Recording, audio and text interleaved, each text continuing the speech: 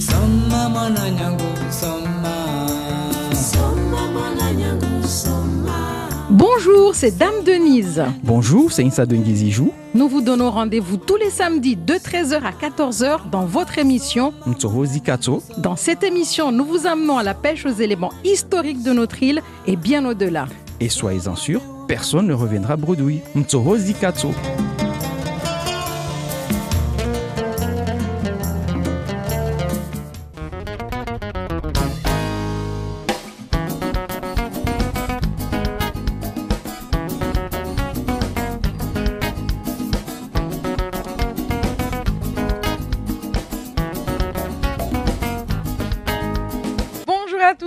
Soyez les bienvenus sur Maët la Première. Je suis Dame Denise et je suis une nouvelle fois ravie de vous retrouver ce samedi, toujours en compagnie de mon compère, l'historien Insa de Ngizijou, pour vous présenter un nouveau numéro de votre émission consacrée à l'histoire, à la culture et à la connaissance de la vie de tous les jours de notre société mahoraise et même parfois on va au-delà de nos frontières. J'ai nommé Mtsohozi Katso. Alors aujourd'hui, mesdames et messieurs, nous allons vous embarquer direction une plage de sable blanc baignée par une mer turquoise qui en font un site naturel exceptionnel, souvent décrit comme un véritable joyau touristique.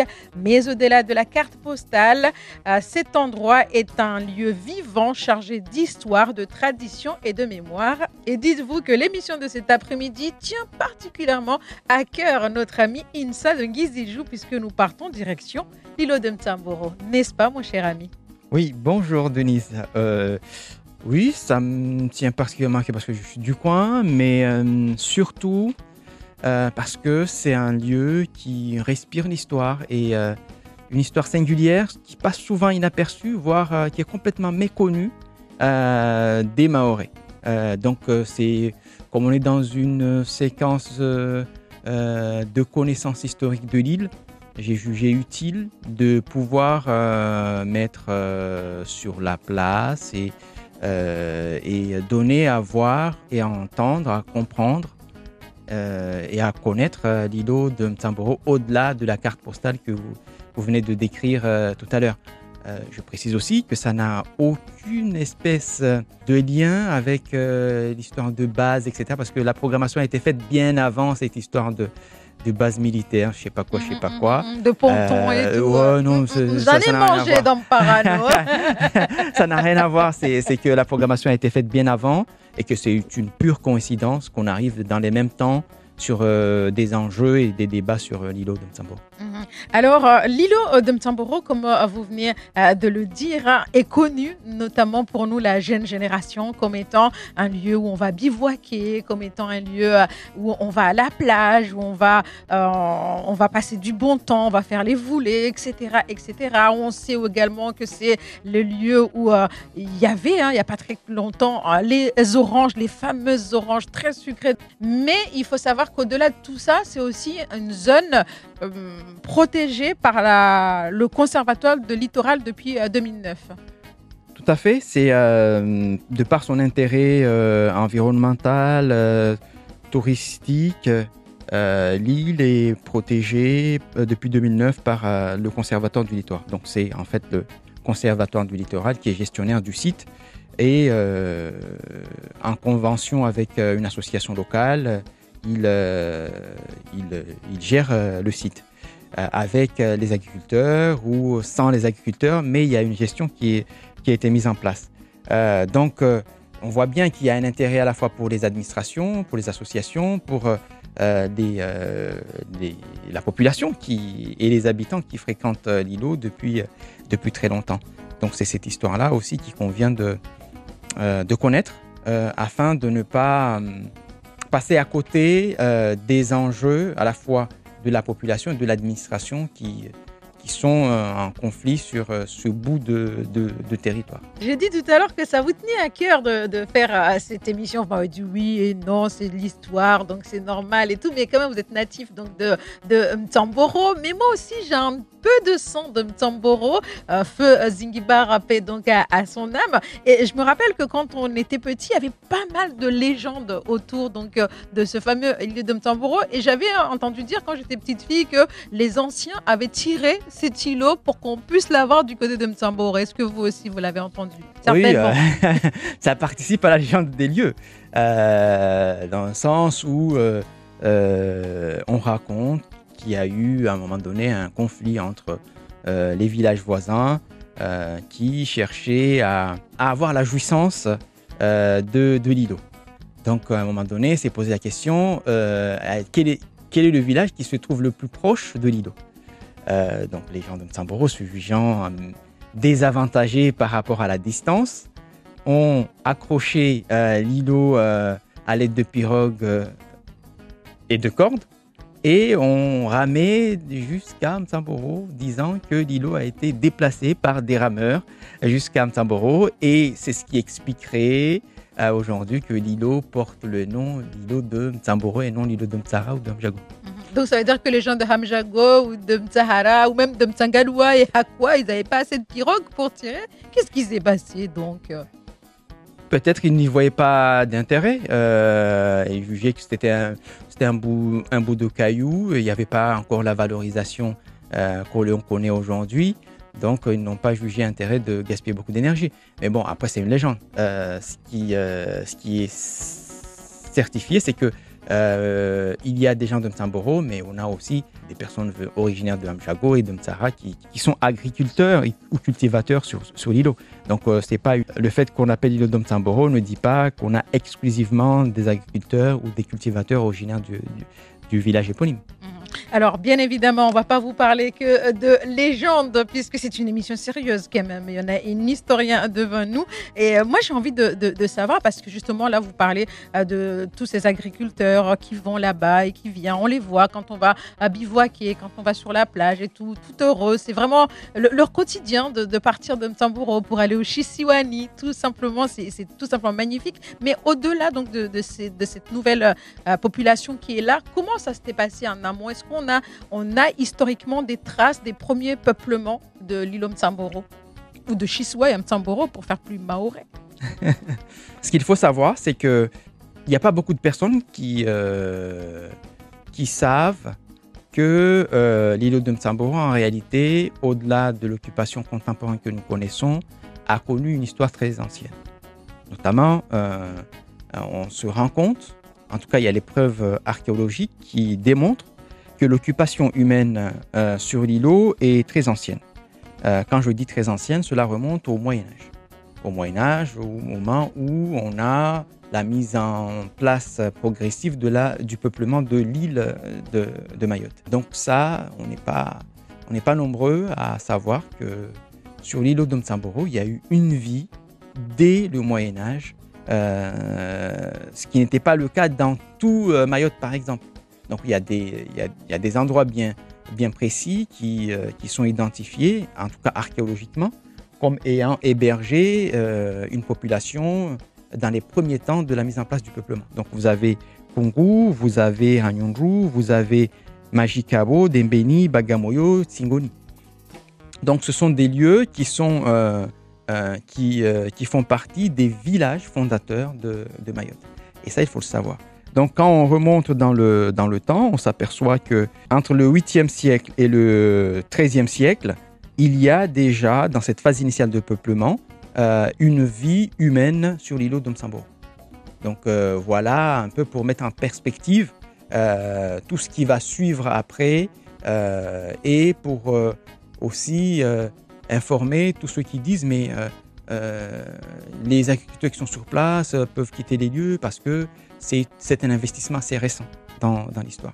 Mais la mémoire, en tout cas locale, a intégré le fait qu'il y avait une vie. Donc les preuves archéologiques sont venues confirmer effectivement qu'il y avait une vie au Moyen-Âge sur l'îlot de Mtamboro.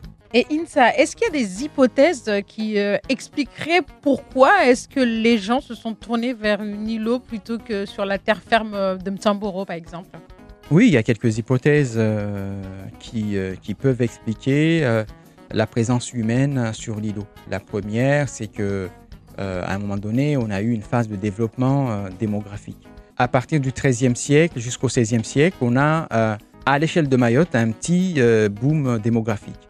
Donc les personnes qui se sont installées sur l'îlot peuvent être à la recherche de terres arables.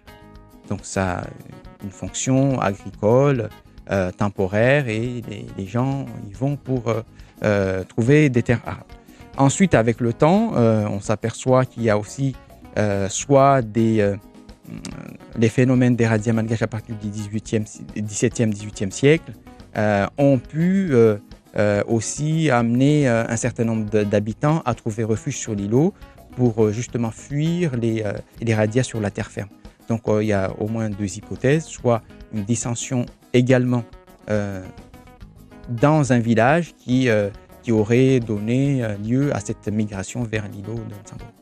Et les origines des personnes vivant sur l'îlot, on les connaît aujourd'hui? En réalité, là aussi, on est réduit à émettre des hypothèses parce que et ce sont des hypothèses qui sont conformes à l'histoire du peuplement de Mayotte, à la fois une origine bantoue africaine et une origine malgache et plus loin austronésienne. Donc c'est ce qui expliquerait aussi la mise en place générale du peuplement à Mayotte. Donc voilà, s'agissant d'où venaient les habitants, on peut l'expliquer par le fait qu'il y a parmi, en tout cas, les habitants de cet îlot, à la fois des Africains et des Malgaches. Donc c'est un schéma qu'on va retrouver aussi sur la terre ferme. Dans tous les villages qu'on a cités antérieurement, que ce soit Kongu ou ailleurs, Majikabo par exemple, on va retrouver des traces archéologiques des deux influences culturelles sur un même site. Donc, ce qui témoigne d'un certain brassage de la population africaine et malgache ou proto-malgache. Et lorsqu'on va sur l'îlot de Nsamboro aujourd'hui, est-ce qu'on retrouve les vestiges de cette vie ancestrale? Oui, on retrouve des vestiges pour les plus attentifs à regarder un peu le bord de la plage. Parfois, on retrouve des tessons de poterie qui jonchent parfois la plage. Donc ça, c'est un premier élément. Et puis quand on s'enfonce un peu plus à l'intérieur des terres, on découvre qu'il y a à un moment donné des grottes, en tout cas des abris sous roches qui ont abrité une certaine vie. Donc les abris sous roches, vous les avez un peu disséminés un peu partout dans l'îlot. Ce sont des endroits connus, en tout cas des agriculteurs. En tout cas, si on leur pose la question, ils sont à même de nous amener sur un certain nombre de sites identifiés comme étant des lieux où où il y a eu des habitants qui ont trouvé refuge. Donc, il n'y a pas eu forcément de construction en dur, mais les personnes se sont contentées de trouver un abri sous les roches, comme au Moyen-Âge, comme dans la préhistoire, en Europe, etc. Et on arrive à les identifier, ces lieux-là, parce qu'aux abords de ces abris de roches, on découvre des éléments de vie, que ce soit la poterie, les os d'animaux, etc., etc. Alors, quand on a commencé cette émission, on s'est un peu amusé, notamment sur les légendes qu'il y a, mais on se rappelle également, en tout cas moi je m'en rappelle, et je suppose que vous aussi vous vous en rappelez, mais quand on était enfant, c'était il n'y a pas très longtemps, on va dire, pour pas trop nous vieillir, avant d'aller sur l'îlot Nsamboro, il y avait des danses qu'il fallait faire, et vous allez me dire, mais pourquoi est-ce qu'on parlerait de ça? En tout cas, je parle pour les auditeurs, parce qu'on dit maintenant, on avait dit qu'on allait faire du sérieux, mais c'était une manière d'honorer le peuple ancestral qui vivait sur les îlots. On disait que lorsqu'on n'allait pas danser, on allait réveiller la colère de la mer. Donc, ça montre bien que les habitants de Nsamboro étaient bien conscients quand même qu'il y avait un peuplement avant. Oui, juste avant de répondre à votre question, je rajouterai une preuve de vie supplémentaire sur l'îlot, ce qu'on a un piège à poissons, qu'on appelle en chimaoré le walio. Donc le walio qui daterait du XIIIe siècle à peu près, enfin en tout cas des premières heures de la mise en place du peuplement sur l'îlot. Donc c'est un piège à poissons qu'on retrouve d'ailleurs sur beaucoup de sites à Mayotte. On retrouve ce type de piège à poissons. Et c'est un des éléments de preuve de l'existence d'une vie antérieure sur l'îlot. Donc tous ceux qui vont sur l'îlot, à un moment donné, vous verrez, il y a une sorte de barrage en pierre dans un coin de la plage, enfin de la plage principale en tout cas. Et c'est ce piège à poissons qui servait notamment à alimenter en poissons les premiers habitants de l'îlot. Donc c'est un peu plus spécifique. Bon, on n'a pas le temps de développer un peu le fonctionnement du site, mais pour répondre, pour revenir à votre question. Dans ce cas-là, juste avant de répondre à ma question, lorsqu'on va en bivouac sur l'îlot, on voit que l'eau est difficile d'accès. À cette époque, comment c'était alors? Est-ce qu'on a des traces là-dessus? Oui, on a des traces, mais ça, il faut vraiment être il faut vraiment connaître les lieux pour savoir comment les premiers habitants s'approvisionnaient en eau. Parce que c'est une problématique jusqu'à nos jours, mais en tout cas dans les environs des abris sous roche, on s'aperçoit qu'il y a des cavités qui ont été formées par le temps. Ce sont des déformations géologiques qui forment des sortes de cuvettes. Donc, quand il pleuvait, l'eau venait remplir ces cuvettes. Donc, c'est ce qui a permis de maintenir la vie, en tout cas durant la saison de Kashkazi, sur l'îlot. Et tous ceux qui seraient tentés de dire mais ils ne pouvaient pas survivre avec ça. Parce qu'on s'aperçoit également, pour preuve, qu'à un moment donné, il y a eu beaucoup de chèvres sauvages sur l'îlot. Et ces chèvres-là n'avaient accès à l'eau que par justement ces petites cuvettes creusées par le temps dans la roche. Donc, après, il y a eu le puits, etc. Mais il y a eu cette première approche pour avoir de l'eau, c'est qu'on se contentait de son environnement et de ce que pouvait offrir comme eau stagnante dans l'environnement. Voilà, merci beaucoup. Allez, on revient à ma question. Elle me tient très, très, très à cœur. Si ça ne dépendait que de moi, on danserait tous sur la plage principale de Mtsamboro avant d'aller à Chiswani. Alors, racontez-nous tout ça. Pourquoi? En réalité, dans la danse qu'on offre quand on arrive sur la plage principale pour la première fois, pour les premiers voyageurs sur l'îlot, c'est que ça dénote d'une certaine transmission inconsciente de la mémoire des lieux. Parce que dans la culture locale, il y a des lieux auxquels on attache beaucoup d'importance parce qu'ils sont réputés être des lieux fondateurs. Et ces lieux-là sont peuplés par des esprits qui perpétuent la mémoire des lieux et la mémoire du territoire. Et l'îlot de Mtsamboro en fait partie. Donc, quand on arrive pour la première fois, on se doit d'honorer les esprits des lieux qui gardent les lieux et qui ont permis à ce que les humains y aient accès et puissent l'exploiter jusqu'à maintenant. En tout cas, dans la légende, c'est ça. Donc, quand on arrive... C'est quasiment un culte des ancêtres. Voilà, en fait, on est dans ce processus où on a un culte des ancêtres qui s'était mis en place pendant très longtemps et que, comme corollaire, si on n'offre pas cette danse, il y avait potentiellement un danger pour ceci les peut-être premiers... explique pourquoi aujourd'hui tous ces problèmes. Redansez devant Mtsamboro avec le Chiswani et vous verrez plus de problèmes, tous vos problèmes seront réglés. Les anciens s'en occupent. Ah, ça, je ne sais pas si ça en occupe, mais en tout cas, il y a cette danse-là qui était offerte aux esprits pour les premiers, les primos arrivant sur l'îlot. Et au cas où on n'exécute pas la danse, il y avait un risque que la pirogue chavire si la personne n'avait pas dansé au moment où elle pose pour la première fois ses pieds sur l'îlot. Et ça a duré pendant combien de temps en fait? Jusqu'à quand est-ce que ça s'est arrêté? Il y a encore des personnes qui taquinent un peu les premiers visiteurs. Pour leur dire, pour le dire, moi je danse un petit peu. Hein. J'ai même des vidéos où on voit un peu danser. Mes enfants me disent mais qu'est-ce que tu fais? Moi je respecte les anciens, je danse. Mais ça c'est parce que je sais pas nager aussi. Ah, ouais, ça c'est autre chose. Donc il faut que la pirogue reste en place. Ouais, ça dure jusqu'à maintenant, mais c'est complètement anecdotique maintenant.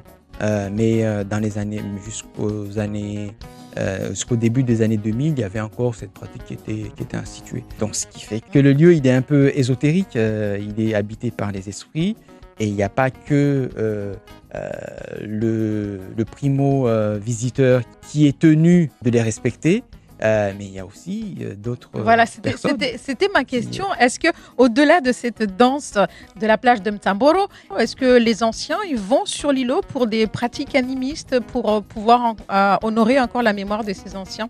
Oui, tout à fait. On a des pratiques animistes qui restent encore observables, même si c'est assez discret. Mais il y a soit des personnes malades, soit des personnalités en quête de chance ou de protection, ou à la veille d'une élection, on a des staffs de campagne qui vont sur l'îlot de Mtamboro pour faire des On les voit offrandes. partir, on sait. Oui, Monsieur le surtout, maire qui vient de partir. on les voit exécuter leurs différents rituels sur la plage. Parfois, ça interroge, mais il y a une réalité derrière, c'est que eux, ce qu'ils sont venus chercher, c'est quoi? C'est solliciter la bonne chance. C'est des pratiques très ancestrales d'Africains, des gens qui sont arrivés du continent africain, en fait. Ou des deux, parce qu'il y a aussi le côté malgache qui est aussi très ancré dans Oui, effectivement. des, Oui. Mais après, des pour les personnes qui arrivent du continent africain, Madagascar était collé à l'Afrique. Donc, c'est pareil. Oui, ça revient à la même chose, en fait. Oui.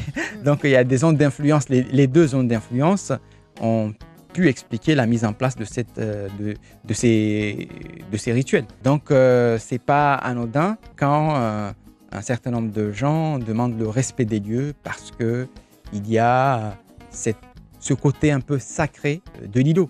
Ce qui peut expliquer parfois les habitants, les cultivateurs ne comprennent pas pourquoi les femmes se mettent en bikini ou des choses comme ça. C'est en fait atteindre, c'est un lieu sacré, ouais. Voilà, désacraliser le lieu avec des tenues qui ne sont pas forcément adaptées et qui ne sont pas forcément à relier avec la culture musulmane.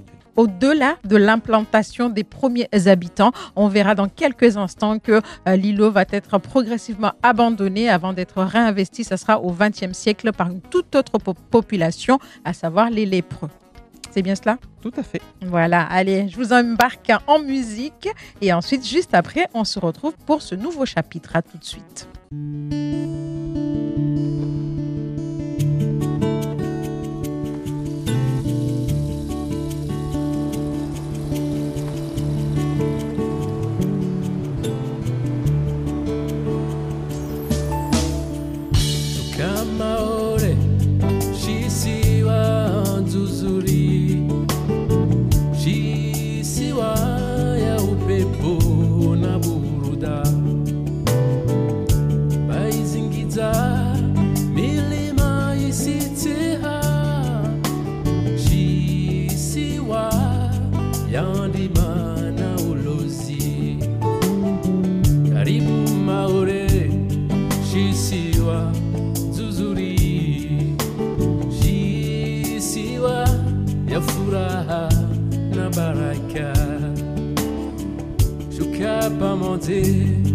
Mulango waungia mwana dago wa wajeni mbali mbali enda zaude shisiwa ya halele shisiwa ya marashi na buruda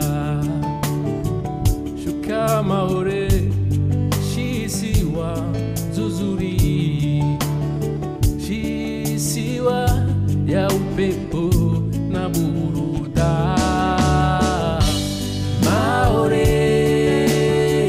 mwana shisiwa ojo utembeye mara moja ufurahi maore mwana shisiwa ojo utembeye mara moja ufurahi ojo utembeye mara moja ufurahi renga bariji sopara wa maore tamaya leo tamaya meso tembea bazari lambana sari bazari nzuzuri yatseso na hadisi sulini kiblani hari hari maiji wanashisiwa pia maore bundu zuri wa maisha maore wanashisiwa ujo utembe mara moja ufurahi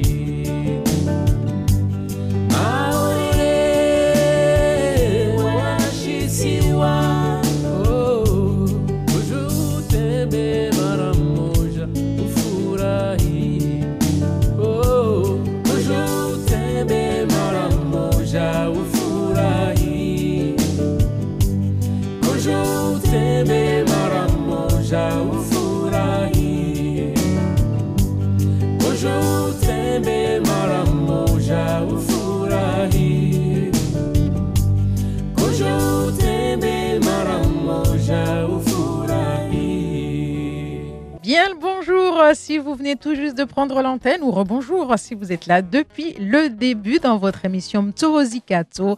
Dame Denise avec vous, toujours en compagnie de mon compère, l'historien Insa de Ngizi Jour. Aujourd'hui, nous vous embarquons direction l'îlot de Mtamboro. Oui, je sais, beaucoup d'entre vous disent « Ah, mais moi je suis allé, je fais des bivouacs. Ah, mais moi j'y vais pour chercher les marangos. Ah, en ce moment c'est les pépéras. » Voilà, cet îlot est juste magique et quand on y va, il y a beaucoup de choses à découvrir, mais il y a une très très belle histoire également donc à découvrir. Nous avons vu les premiers habitants de l'îlot. Maintenant, on va se diriger un peu plus vers les seconds habitants du côté plus du XXe siècle, à savoir, c'est important de savoir qu'il y avait quand même une léproserie donc de ce côté-là. Oui, vous avez raison de préciser qu'après l'occupation au Moyen-Âge et au XVIIe, au XVIIe, XVIIIe siècle, il y a eu un certain désintérêt de l'îlot.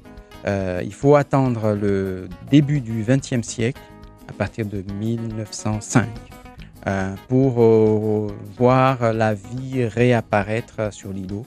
Et c'est la population des lépreux qui va être, en quelque sorte, entre guillemets, parquée sur l'îlot, parce que la lèpre pose problème en ce début du XXe siècle à Mayotte.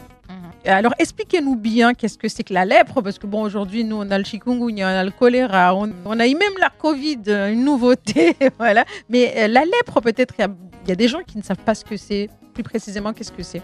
Là, c'est une lourde tâche parce que je ne suis pas médecin, mais je vais essayer de répondre avec vous avec avez mes mots accepté et plus- l'invitation, alors là, vous vous débrouillez. Hein. avec simplement des mots assez simples. Donc, comme je ne suis pas médecin, je vais laisser de côté la caractérisation de la maladie. Je ne vais pas la décrire parce que ça, c'est pas dans mon domaine de compétences. En revanche, ce que l'on sait, c'est que la maladie est extrêmement contagieuse. Et c'est ce qui explique que les malades de l'époque ont été déportés sur l'îlot de Mtamboro parce que, précisément, on ne pouvait pas guérir au début du XXe siècle de la lèpre. Et cette maladie était visible quand même, s'il y avait des boutons, Oui, surtout voilà. les gens se sont déformés complètement Tout et à tout. fait. Et, Donc, c'est une maladie qui mutilait le corps humain et qui était extrêmement contagieuse. Contagieuse par la salive, contagieuse par le contact. les gens, ils étaient rejetés, même Ouais, ceux qui avaient voilà. la lèpre, ils étaient complètement rejetés. Les gens ne pouvaient même pas les regarder, même pas les accepter dans leur maison. Oui, on ne pouvait pas les accepter parce que c'était disgracieux. Ils avaient un corps disgracieux, etc. Mais au-delà du corps qui était complètement mutilé, il y avait le fait que les gens avaient peur d'attraper la maladie parce que c'était connu que c'était une maladie contagieuse par le contact, etc. Donc, pour s'en préserver, certains habitants refusaient d'accueillir les malades dans leur foyer, même si c'était un membre de la famille.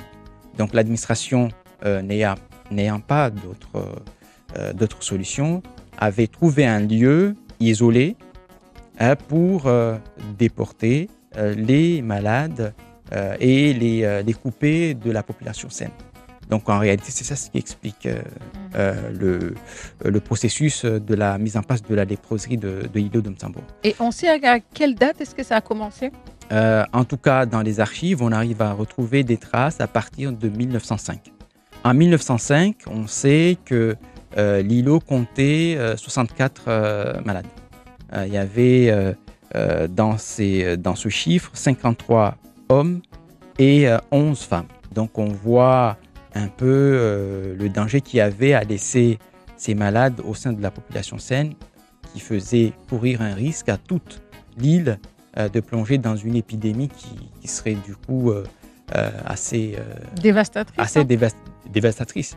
Donc, mais ce qui n'est pas compréhensible, c'est l'état d'abandon dans lequel vont être livrés les lépreux.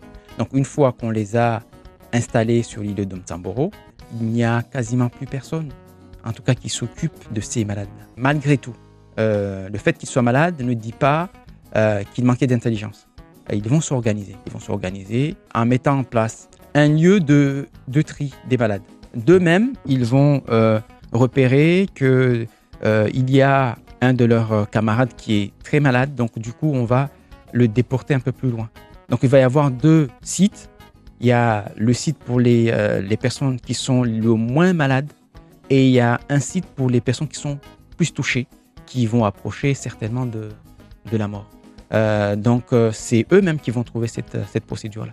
Donc, quand l'administration arrive sur l'îlot pour soit des visites médicales ou pour ramener un peu de denrées alimentaires, ils s'aperçoivent qu'ils sont organisés. Et au-delà de l'organisation de séparer les malades et les moins atteints, les très malades et les moins atteints, et ils ont trouvé le moyen d'avoir un chef. Ce chef-là est le porte-parole de tout le groupe. C'est lui qui va faire remonter à l'administration, en tout cas aux personnes qui sont de passage, tous les désidératas du groupe, leurs problématiques, ce qu'ils ont envie d'avoir, etc.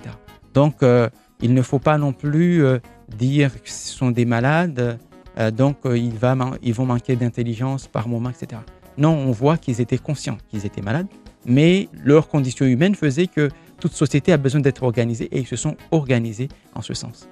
Et justement, vous disiez qu'ils étaient livrés à eux-mêmes. Dans ce cas-là, pour manger, comment est-ce qu'ils faisaient ?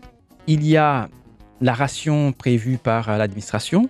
Donc, si on veut rentrer dans les chiffres un peu, on a 400 grammes de riz, 20 grammes de sel par personne. Mais ce qu'il faut comprendre, c'est que ces rations n'arrivent pas. 400 grammes par an ? Par jour.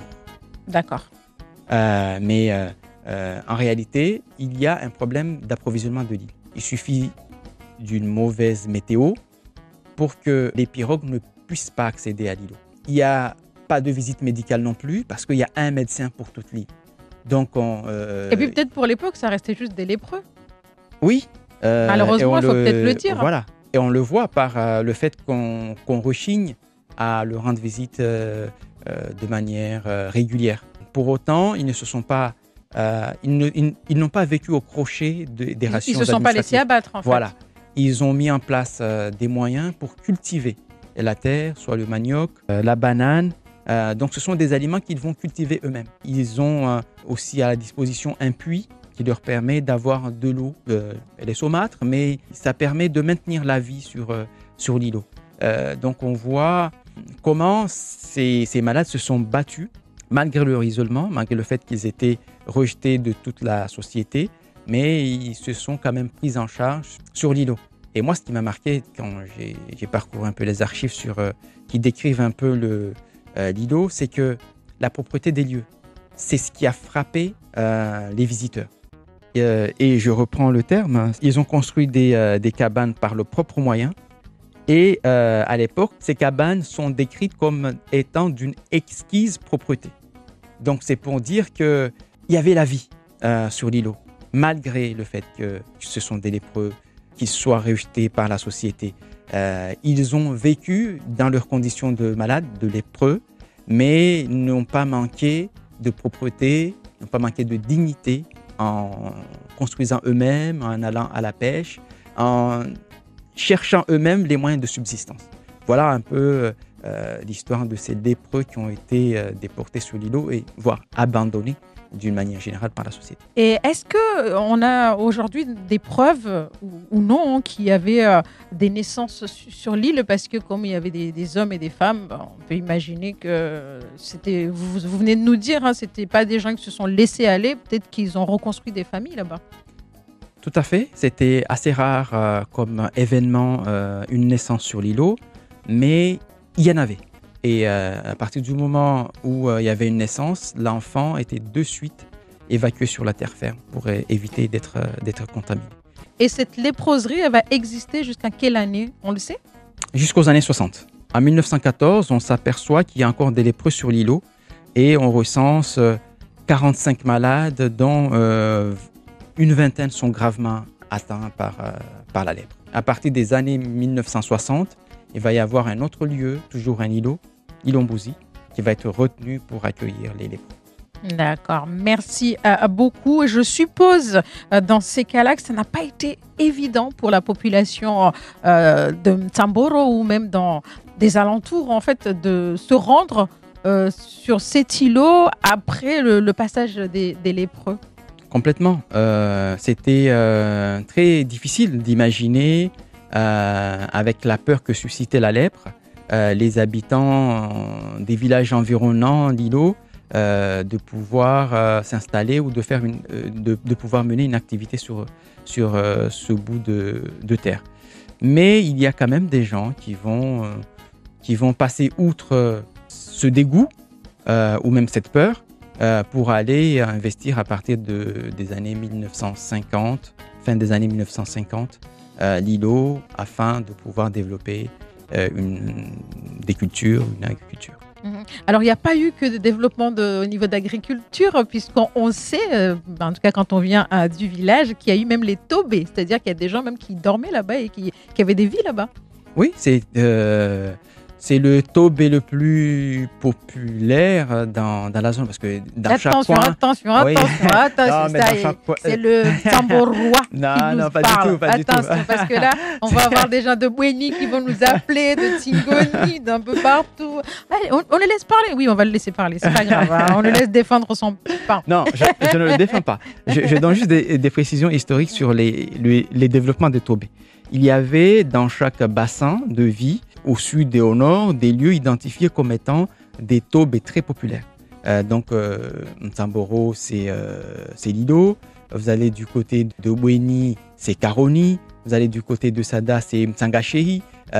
Vous avez ces cellules-là qui sont chargées de souvenirs pour nos pères, pour nos mères, et comme étant des lieux de vie où ils ont conquis la terre, ils ont conquis aussi une certaine forme de liberté.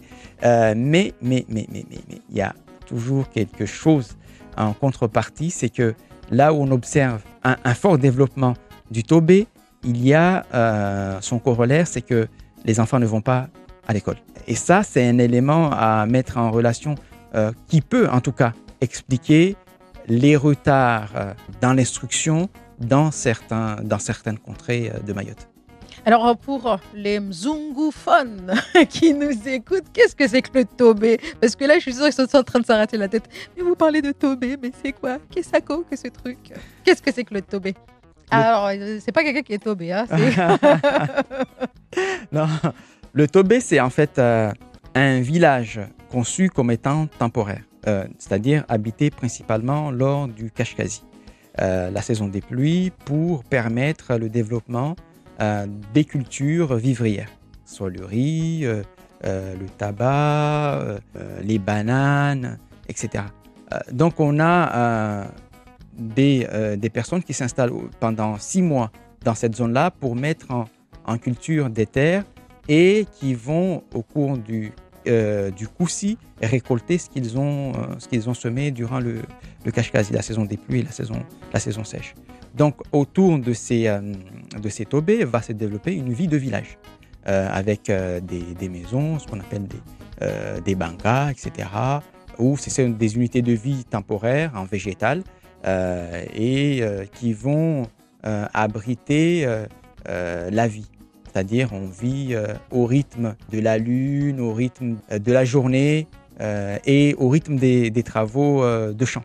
Donc, ce qui permettait, par exemple, au moment de retour des champs, de se retrouver le soir autour d'un feu. Et là, il y avait cet épisode de Halé Halélé, d'une grand-mère ou d'un père qui racontait des histoires aux enfants.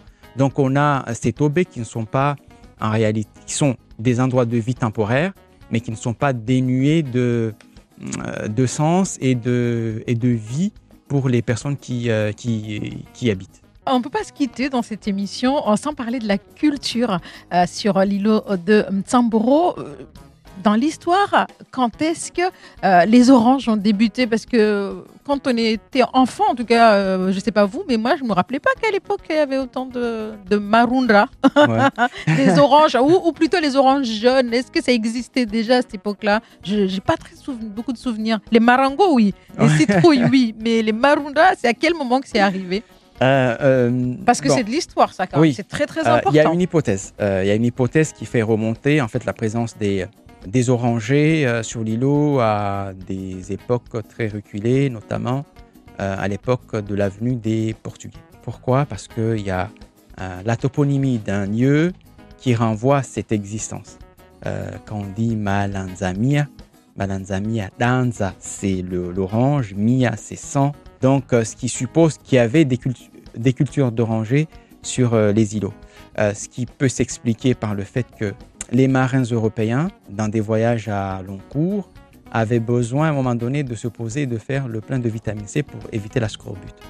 Donc, ce qui peut expliquer et ce qui peut donner à comprendre qu'il y ait eu sur des zones un peu sauvages de ce genre, comme l'îlot de Mtsamboro, des développements sauvages d'orangers et qui a permis de pouvoir répondre aux besoins en vitamine C des marins européens.